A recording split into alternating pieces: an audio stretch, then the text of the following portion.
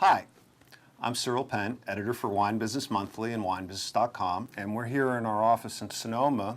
My guest is Danny Brager. Danny is the Vice President and Group Client Director for Beverage Alcohol at the Nielsen Company. Danny follows the wine market, knows a lot about consumer behavior, and I have some questions for him.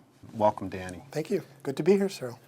Wine Spectator just put a Washington wine as #1 on their top 100 list, and I've heard that Washington is doing really well, relative to some of the other categories in the wine market.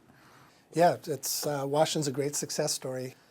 Washington wine's about 4% of table wine sales overall. That's, again, doesn't sound like a big number, but again, keep in mind $10 billion, doesn't take a lot for that to represent a lot of sales. And Washington wines have been growing well ahead of the category.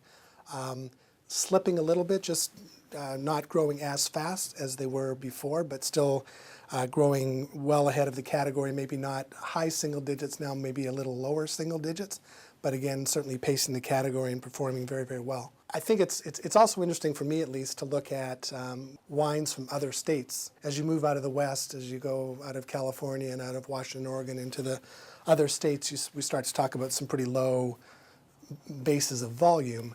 But there's some really strong growth rates coming from a lot of wines from certain states, especially in the mid to north central.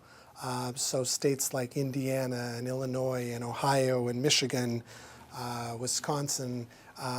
Again, a very small base, but we see growth rates 10, 15, 20, 25%.